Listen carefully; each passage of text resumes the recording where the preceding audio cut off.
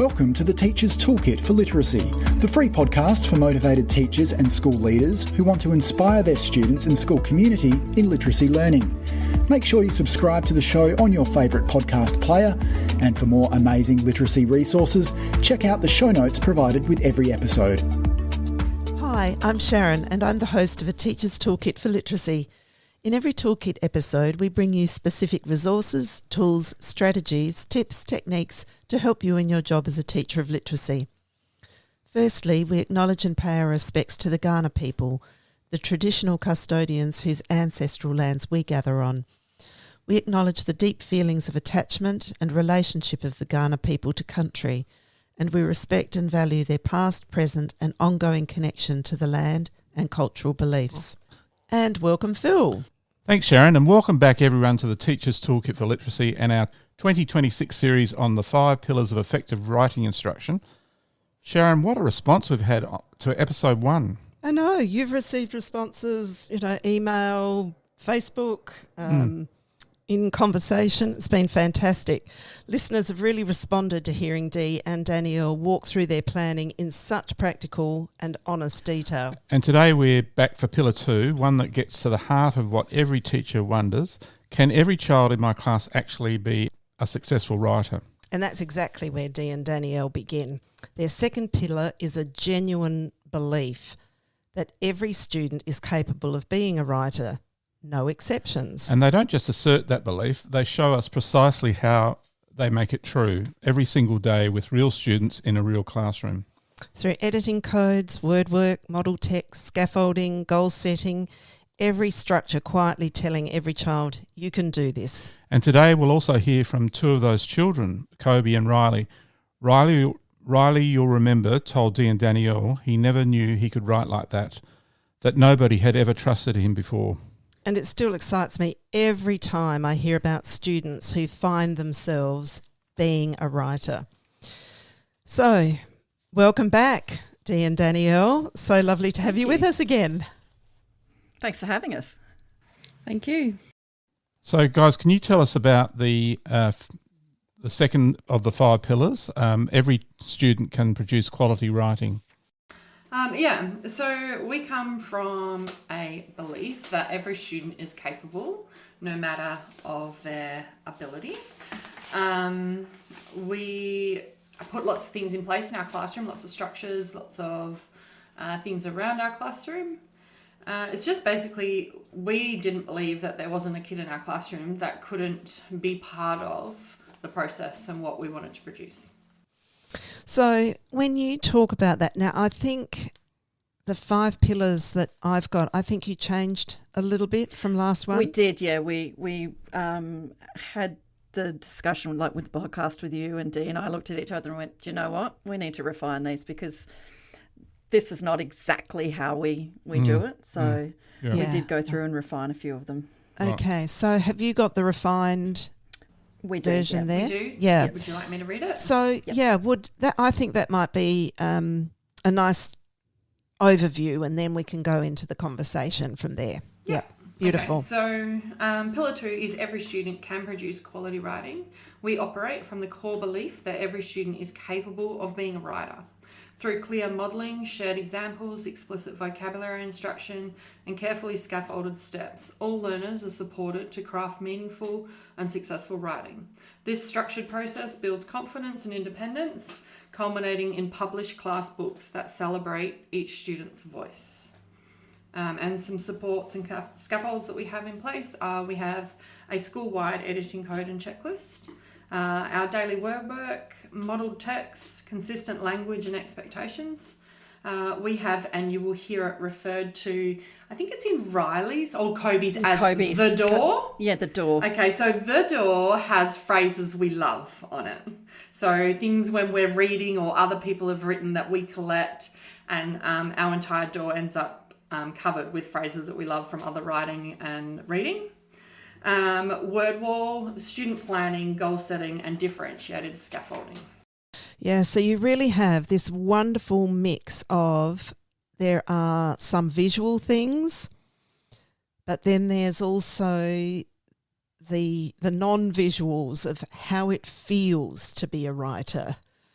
in your room and where they can find support at any time, whether it's accessing things from around the room or whether it's with a peer, with anyone in the classroom, you included, not just themselves. They're not this silo of, what am I doing? We're not doing it alone. It's an absolute community that you build in the classroom. Everyone is a successful writer, and together we are learning how to be better as writers, each one of us. Yeah, writing is such a solitary task anyway. You listen to authors talk about their writing process and they say how alienating it can be because you've got to sit alone and write. Our kids, we wouldn't survive that. They need that to be able to bounce off of other people. They need to be able to have access to supports within the classroom, whether that's D&I, whether that's stuff that they can just look at. And Kobe was a great one for that because he did say, if I'm getting stuck, I just look around the room. There's always something there. Yep. Yeah. So it's that real richness, as we said, with the supports and scaffolds that you talk about. They're people-driven, visually driven, but then this whole feeling, that's created there that drives a whole lot of that as well. Can I just go back a step and just say or ask you, what was it that you noticed about your teaching and your students that led you into all this? What need did you see in your classroom to go down this journey? Too many of our kids didn't see themselves as writers. It was too hard. They couldn't do it. Obviously, in the past, they hadn't had much success.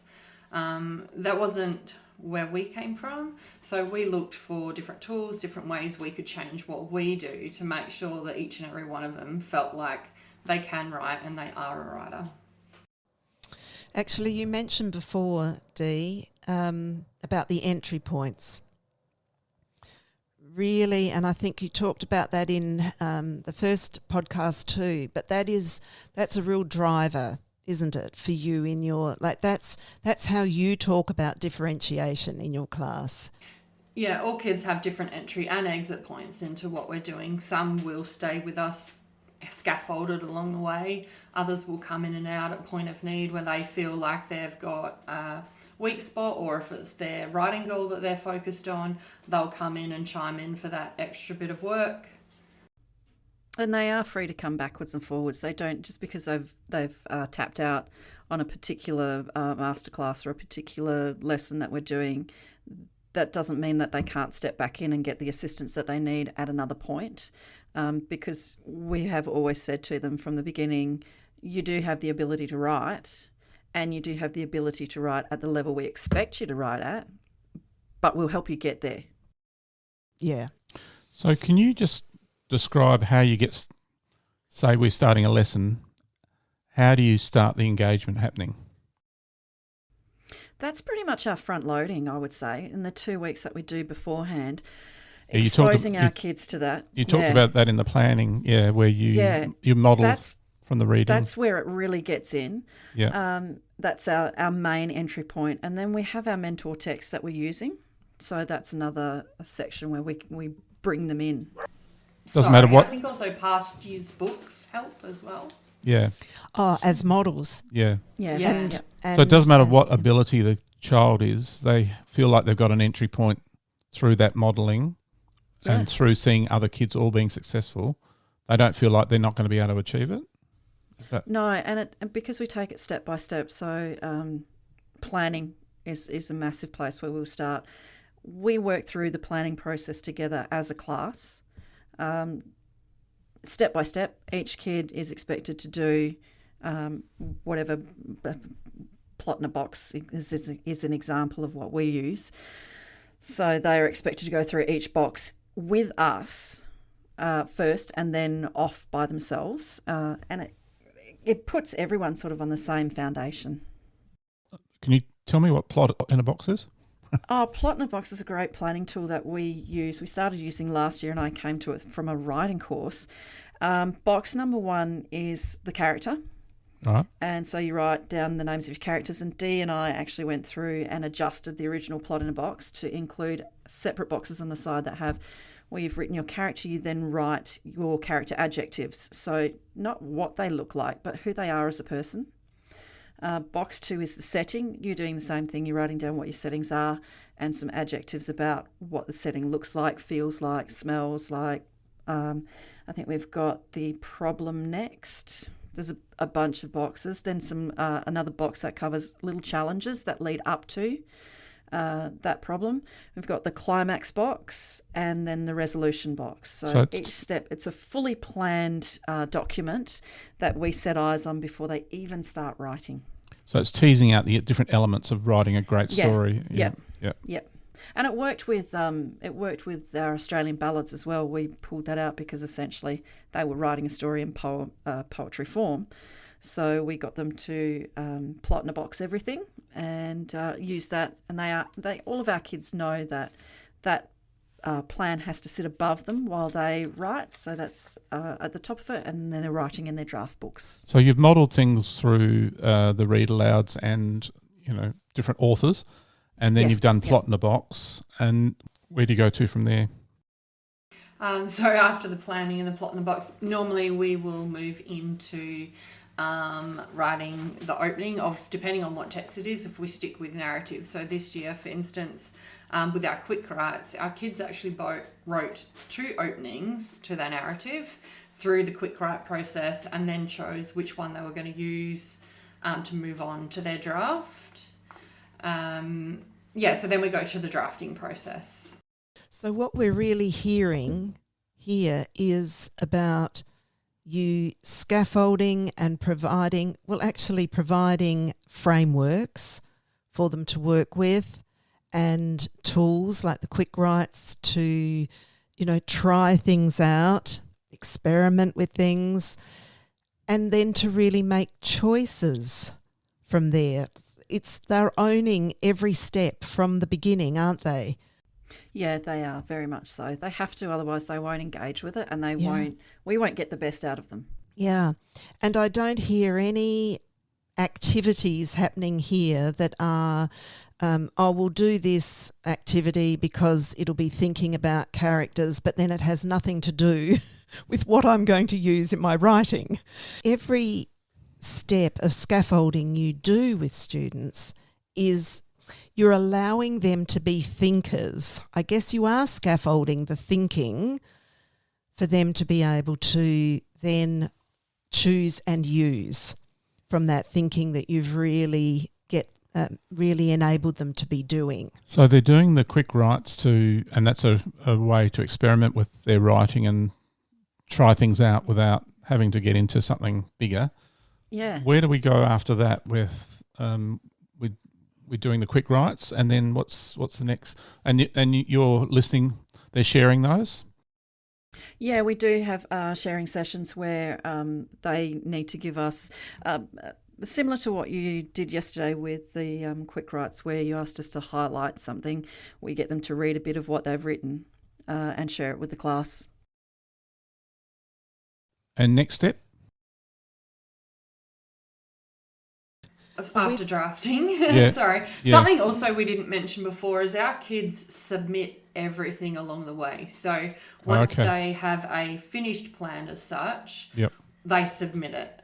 So we have eyes over it. So at that point, if they've got a great plan, excellent, they're ready to move on. If their plan has got some weak spots, then that's again where we'll bring them back in, we'll scaffold them, we'll help them, we'll talk them through creating a better plan so that before they even start the writing process, that they've got a really solid plan in place and knowing where they're going with what they're doing. Yeah. That's a really big, I think, missing piece for so much of the writing process is that planning part that actually ensures that opportunity to do the thinking through what it is that I'm wanting to do. It's like the trial run of it and getting timely feedback on that. Like that's huge. It's like planning is it's really important. If you've got a dodgy plan, then your narrative is going to be dodgy, or whatever text it is that you're writing is going to be dodgy. So it needs to be fixed there and then before the writing even starts. And the same thing happens if we get them then working on their introduction or their exposition. That has a submission date as well.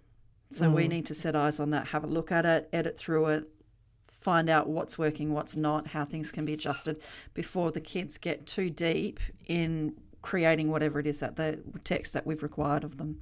Yep. Yes. And this is how success builds because at each stage it's explicit about what it is that they're doing. There's real clarity. I'm going to use that word instead, I think, that it's not that you're just being explicit about it, it's that they've got such clarity about what it is that they're bringing to this piece, to the thinking, the efforts that they put in. And so therefore you are really honouring every part of what it is to be a writer. And I'm just going to go back to something you said earlier, Danielle, about, the plot in the box. That was a tool that you'd come across from a writing course that you'd done. And we were just having a bit of a chat before the podcast about, if we want to teach something well, we need to do it for ourselves. If we go through the writing process, we can teach it better. Yeah, and I think that's something that's probably lacking. I mean, teachers, we don't have a lot of time to do a lot of stuff. But part and parcel of what we do is actually model the text that we expect the kids to write. So if we expect them to write a narrative, then we write a narrative as well, and we show it to them. If we expect them to do planning, and often what will happen in that planning stage is that Dee and the kids will plan, and then to show them how good or how dodgy their plan is, the plan gets handed over to me and I write the story from it. And that goes up on our wall and the kids can see that all the time. It's there for them to have a look at. They know that everybody's had a part in creating that. They've added ideas into it. Dee's added ideas into it. I've gone away, taken those ideas and crafted it. And I don't know, I think it is having that person or those people there to give a tangible example of what it is that they need to do helps them as well. Yeah. I think also that opportunity to see that your plan has to be that solid that somebody else can write your story. Yes. And that it's not some nebulous thing out there, that it's just, I've got an idea, blah, blah, blah. It has to work. And I was just and that's what brings success. And I was just going to say, you've got them planning, and then you've got the quick write to get the writing going. We all know with, sometimes you have 25, 30 kids in a class. How do you scaffold them successfully so that you can work with them so that they, I know they have things to look up around the classroom that help them if they can't get to the teacher. How do you manage that aspect of it, trying to get all the kids scaffolded and supported in those things? That's where our masterclasses come in, really, isn't it, Dee? Like we'll pick out areas where we can see that kids are struggling and they need a bit of help, and we run a masterclass allowing the other kids to continue on their merry way. Then we'll bring it back and we'll have a look at what they've written, because they'll have another submission date, and we'll figure out what else do they need to have work on as a whole group, what does a smaller group need work on, and we just it's a matter of using your time to target the areas that need the work.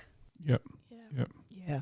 And being aware of what those areas are. And I think it's the depth in that planning that you do that really looks across all of those things. You're looking at organisation and ideas and voice and, the traits of writing. You focus across all of those areas.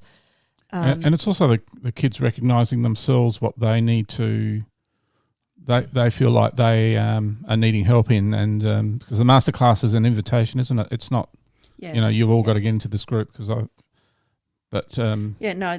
no sense putting kids through something that they don't need to work on or that they're proficient at. And it allows us the time to work with the kids who need the help. Yeah. Yep. And then your critical points are also the clear guide for students to know, it's this aspect of writing that I'm working on, and, because you've got dates on your critical points too, haven't you, of when that's to be done by. Those sorts of things, that's the clarity for them. Can you tell us how critical points works? What makes that successful? Yeah, so on our critical points, we have, obviously the unit that we're doing, the purpose of their task is the first thing that's outlined. Yep. Then it has a checklist of everything that they will need to submit throughout the 5 or 6 week unit. And then it has a schedule. So it's got like week 1, 2, 3, 4, 5. And it's outlined, we're planning, we're drafting, whatever we're doing, and what particular day things are to be submitted. So even those that the mini lessons is enough for and then they just continue on their way, they've always got that reference in the background. Okay, I've got 3 days until my draft is due or my plan's due tomorrow. There's no guesswork, there's no surprises. They know exactly what our focus is at that time and exactly when things are coming up and are due for them. And what things around the classroom are supporting them as well? Are there things that they refer to? Yeah, critical. So we have obviously the door. So it's our phrases we love that we collect different stuff when we're reading, when other kids are reading, when we're someone that's written something that they've shared and someone loved it. That will quite often go up there. We have a word wall, so A to Z, which we do a lot of our vocab work through. With the Year 6s, our vocab wall has the word, and then it has in green above it, it has the synonyms, and in red below the antonyms, which at any point we try and make sure that one of the words there is probably a more simpler version so that even our students that don't have the greatest vocab have a buy-in because they can see that word and think, oh, that's a way better word for me to use. We have language features and stuff, so we've got like similes, metaphors, but it's nothing, they're not just posters, they're things that anchor charts that we've created with the kids. So they've all had buy-in, they've all had a part of creating those things. That's great. Yep. Yeah.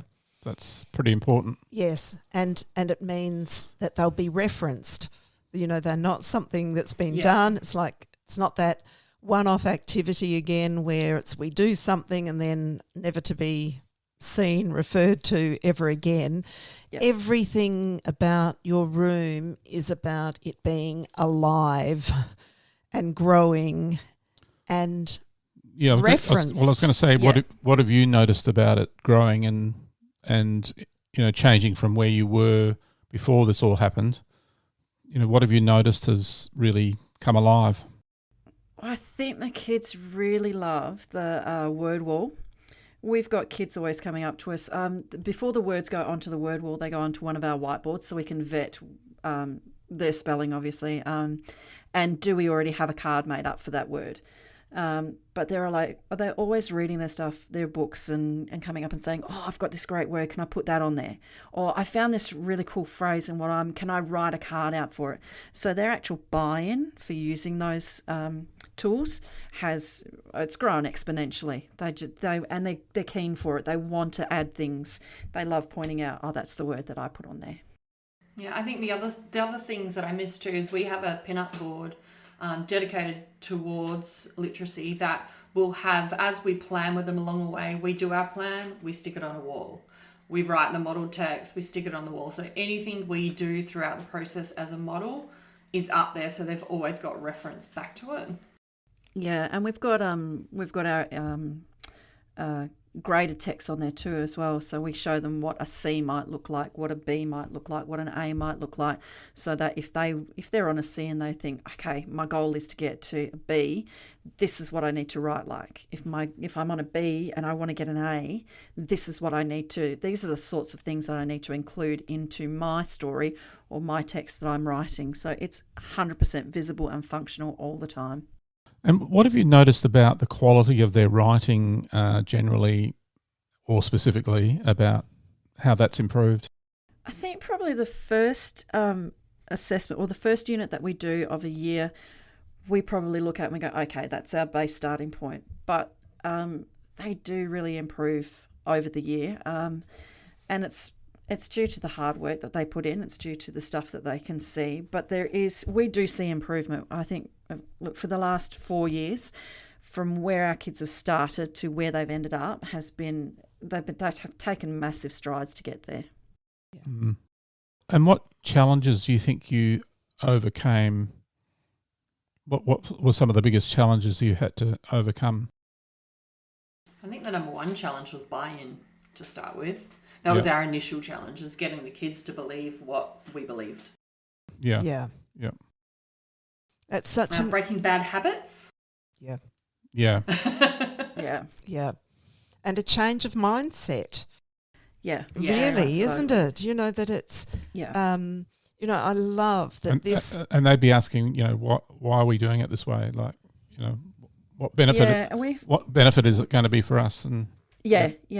And because they know the purpose of it, they stop asking that. They don't. Okay, this is what we're doing. We've also had to.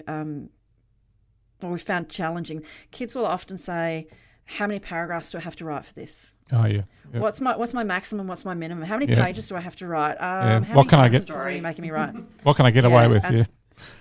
So we try not to give them a minimum or a maximum. We just say, look, if we're doing a timed write until we tell you to stop. Write until the story comes to its natural end. Write until the poem finishes naturally. Don't sit here and ask us how much you're going to do, because we're not going to tell you. Does that change over the year? Do they get better at relaxing on all that? Yeah, definitely. Like term one with the new class, and we very much get the heavy, like, what's my minimum page? How many paragraphs you want? Once we sort of push on into the year, we don't get those questions anymore. It's more about, what do I need to include? What else can make it better? The questions change a lot. Yep.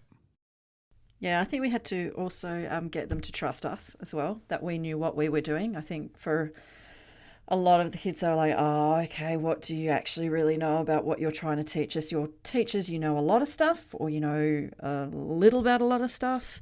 But for them to see us do the model text and do the planning and do all the steps that they are going to have to do, I think that has embodied trust in us and our abilities as well. Yeah. I think a lot of that for me too is I did come into all of this with a more mathematical background. I've had to learn to trust myself and learn to write well enough to model, which has been a big learning curve, because I think I come in at it with a bit more of a student perspective, because I didn't think I could write. I didn't think I could write good enough to model to kids. I've learned that I can. You can. But that was a journey that I had to take as well. It was fine for me to turn around and say, you can write, Dee. No, that's really good. That's to keep going. Yeah. But she wouldn't believe it. So yes, it's very much very much like the kids having to believe that they could as well. Yeah. We've had another educator on who often says you got to trust yourself and you got to trust your kids.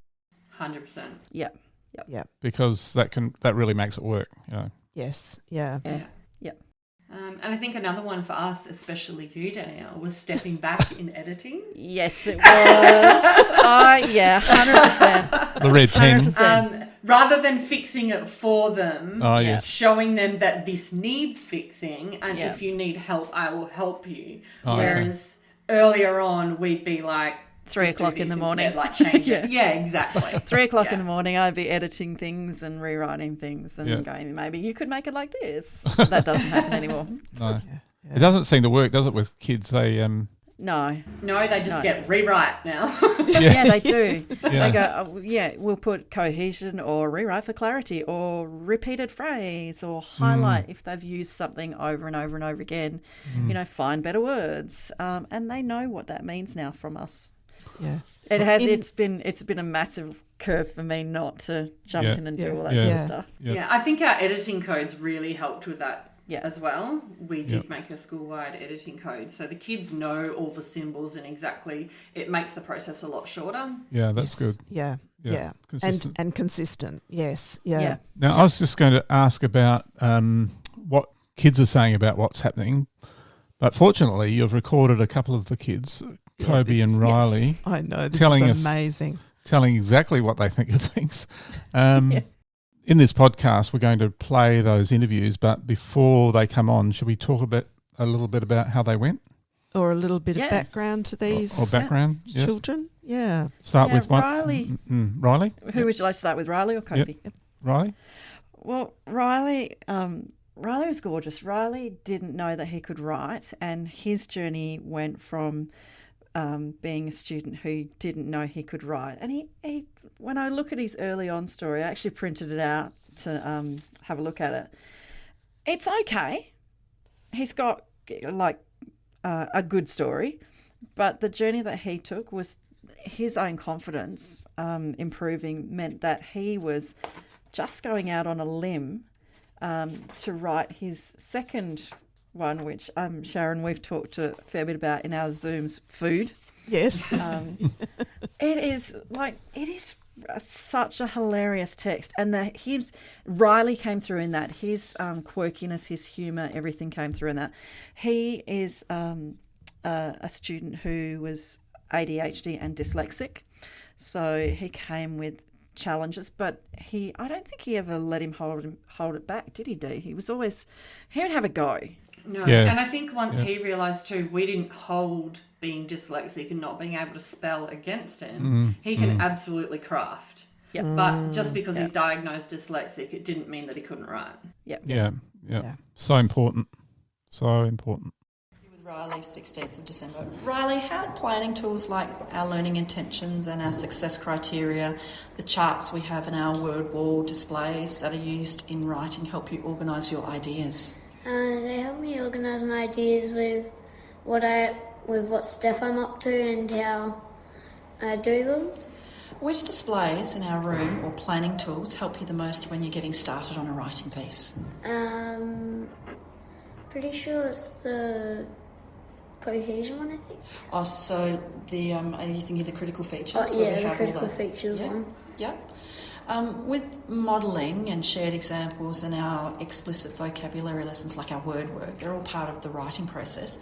Which of those has helped you overcome challenges with reading, spelling and staying focused? The partner editing, because it helps me focus with listening, because I have to read mine to them and then they read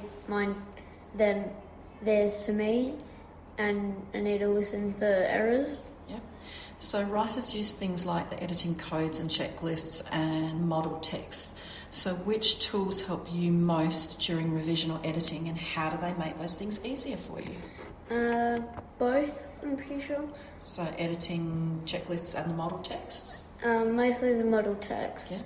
Does it give you some ideas about how you need to structure yours? Yeah. Nice. Which routines, like our critical checkpoints, like when we say on this day this is due and we're going to edit them, and self-editing, peer editing and goal setting help you take more control of your writing? They help me focus on what step I'm up to and what I need to focus on. Yep. Which ones do you find the most helpful? The teacher edit. Teacher edits, yep. What do you look for when you're deciding what needs to be improved or strengthened in your writing?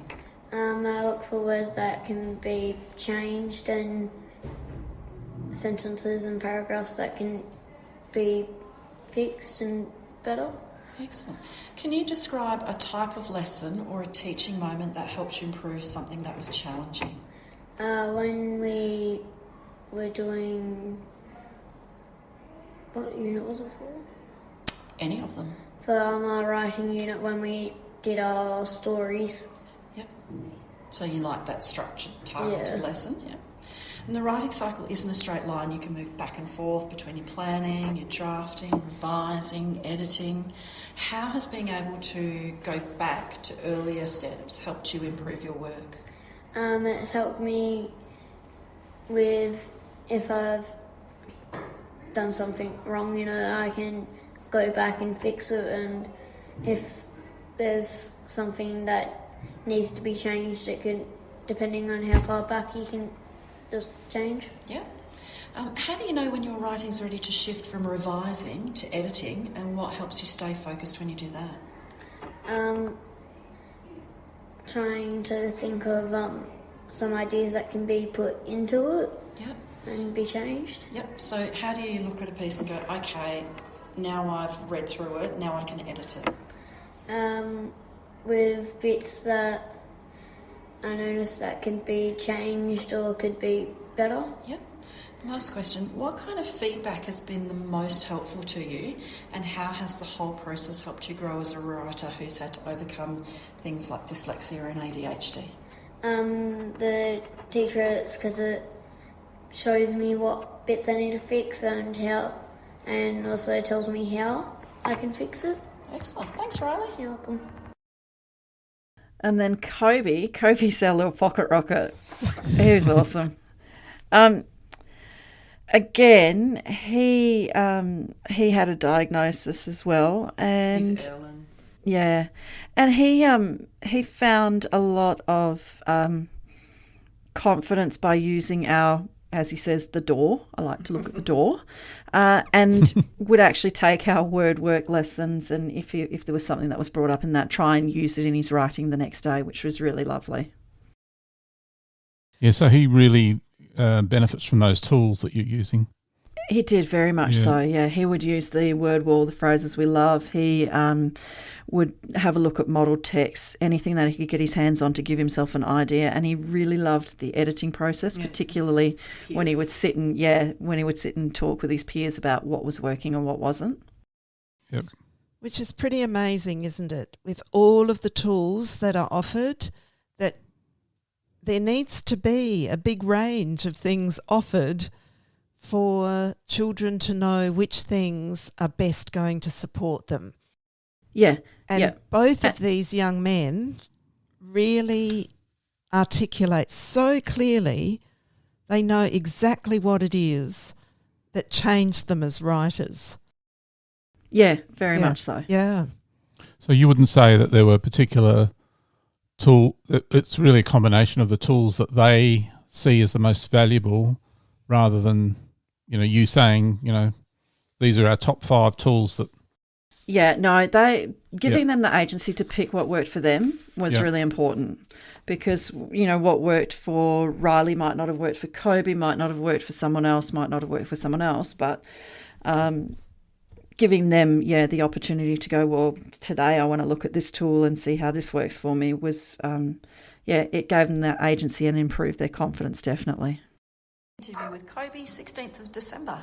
Kobe, what helps you understand what your writing needs to include? Yeah. What helps me understand is learning intentions, success criteria, and displays on the walls, because it helps me so if I'm stuck, it helps me for a sentence and things like that. Then the door helps me because we do have a little bit of writing there, so it jogs me, and to figure out what I can do and things like that. Excellent.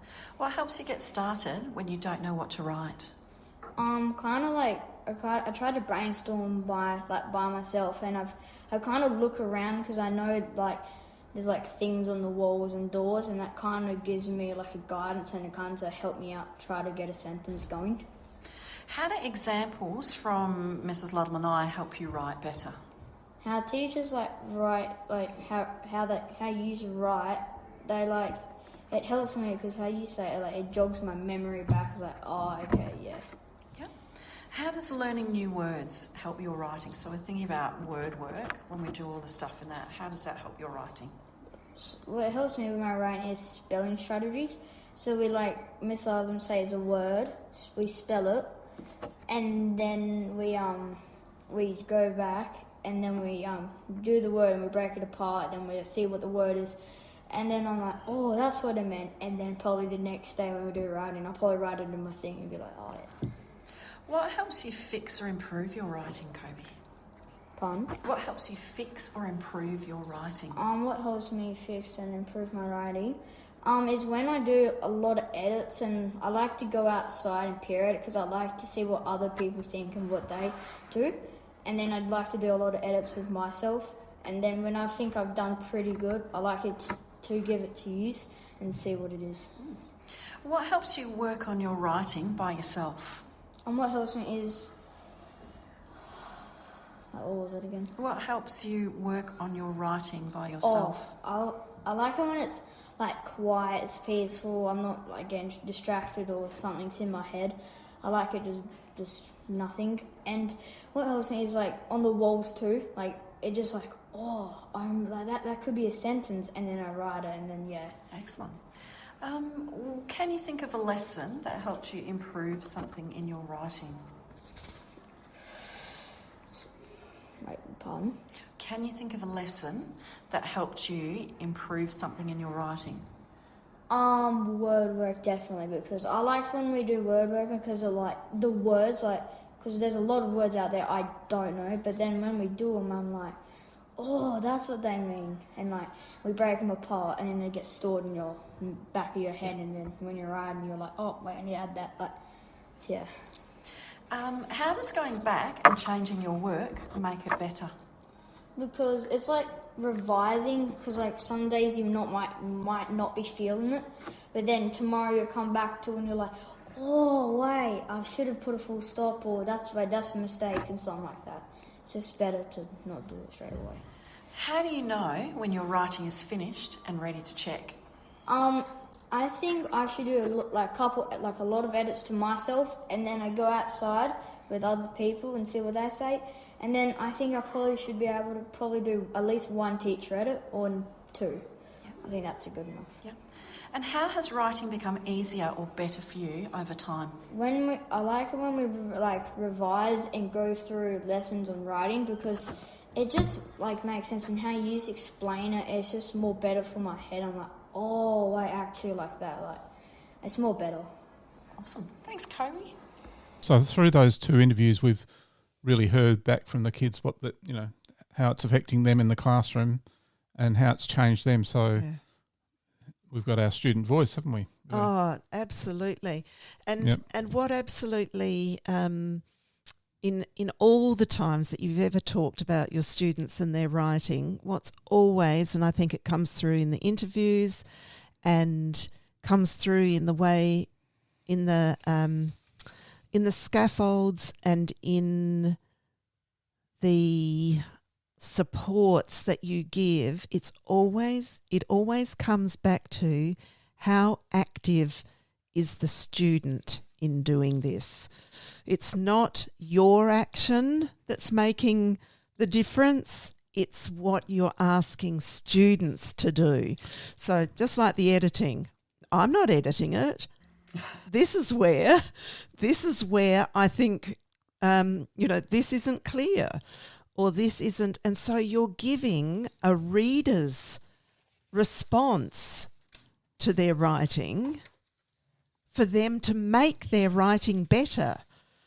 So I think, rather than it just being, a writer's response, if I was a writer, I'd do this. No, you're not doing that. You're really coming from that reader's point of view, saying, I don't get what this is saying. What can you do to change that? So that's what you're always putting back onto the children. So you've got the kids more engaged in what they're doing in their writing. Can you summarise some of the key things that are different now to where you would have been with your teaching, a while ago? So these are the key aspects, because you've got these kids actually wanting to do this, which is a big thing, isn't it?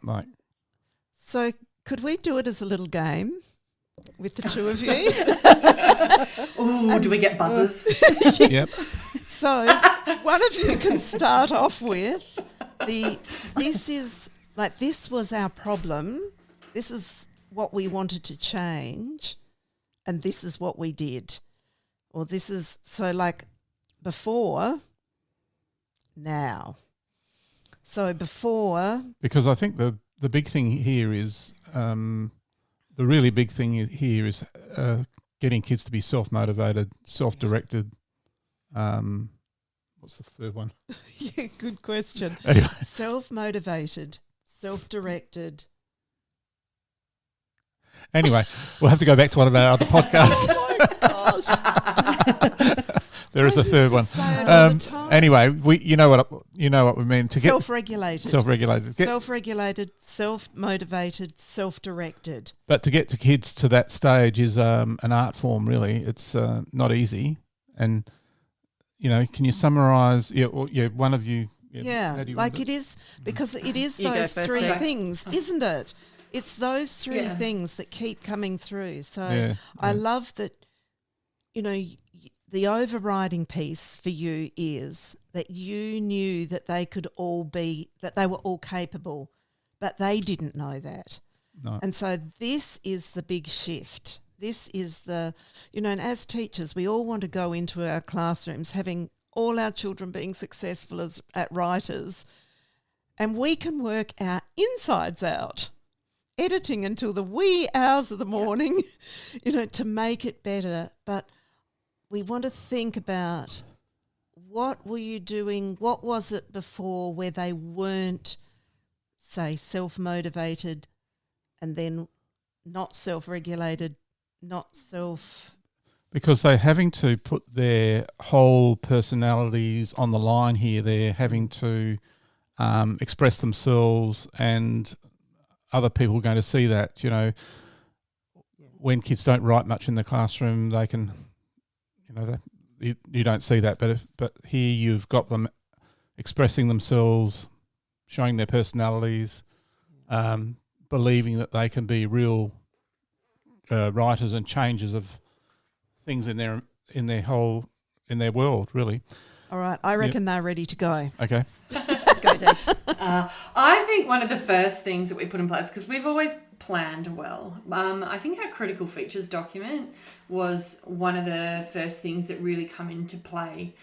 We believe that they could write, but having that critical features and them knowing at the point, and our expectations have never wavered. If something is due, it is due no matter where you're at in that point of the thing. And I guess once we get them initially, they soon learn that due date is not going to move because they haven't done it. Mm-hmm. They've still expected to submit it. And so then having that document then shows them that, okay, these guys are for real. I am going to have to hand this in. And definitely the purpose and audience. We've always had purpose and audience, but more intentional purpose and audiences, and giving them a range. Like, we've had authors, we've created books for junior classrooms in there. We've just written a new persuasive unit where they're going to write a persuasive letter to our local shire council. Just giving them, different things and different audiences for them to write to. Yeah, absolutely. Yeah. I'm going to go into what you said, Dee, about stepping back from us overdoing our editing, handing that over to the kids and saying, we will do a teacher edit. We'll run eyes over everything when you submit them. We'll have a look at it, see where things can be fixed.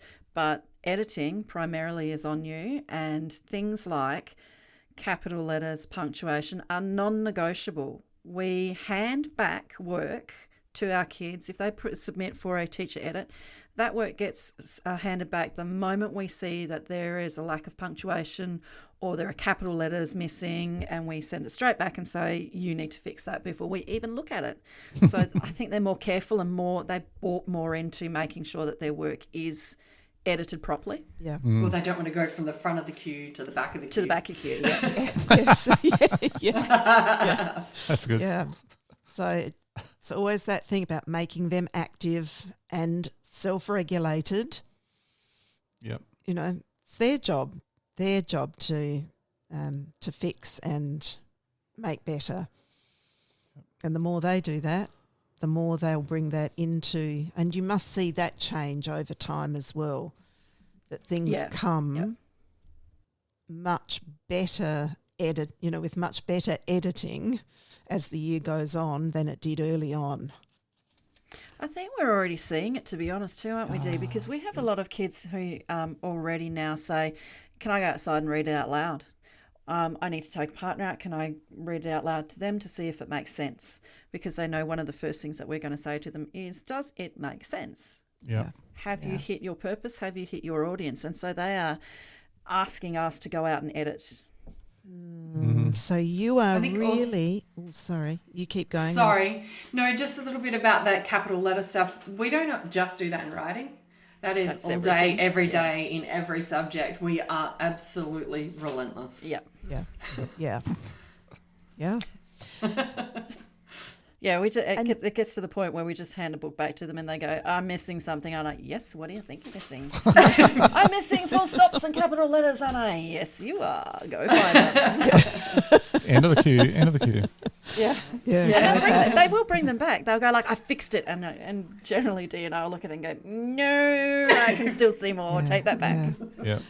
So every one of those steps is helping them to be more successful. Yeah. Whilst we might have in our head, or a child might think, oh, I've got all this to fix. You're not leaving that as there are so many things to fix and I as the teacher had to fix them all. You're actually passing it back with the belief that they know what to do to fix that. And here now is the chance to go off, do it, bring it back and go, and I've done it. I think we also do it in steps. Yes. So we don't tell them to fix an entire piece. Yes. They start with spelling and punctuation and grammar. Yeah. Then they'll move, then the next lesson we might look at vocab, then we might look at cohesion. Depending on what we're doing, we don't lay it all on them in one big heap. We break it down so that they get the opportunity to look for a particular thing. Yeah, we keep it manageable. Yeah. But that's that constant, by doing the small bits at a time, just having one focus at a time, that is what drives success. If I can be successful at editing this part, then even if I might not have everything else right, I can name what I've been successful at. And I think that's the other really big thing that you do in your writing is you're using the language of writing and using the language that they need to be able to say, oh, yeah, this isn't so cohesive, is it? Then they understand what cohesion is, or if I'm reading it to someone else and I'm going, oh, well, that didn't make sense. So, then I said before, you're really getting them to look at their own writing like a reader as well as a writer, so that it doesn't just sit as a writing process. It's how am I writing so that others can understand fully what I am trying to say. And I was just going to make a connection with your purpose and audience piece, is I actually think you take it one step further than just audience. One step further of purpose and audience, I think you really transform writing for children into writing being a way for us to help our readers learn more about the world, about others, and about themselves through that text.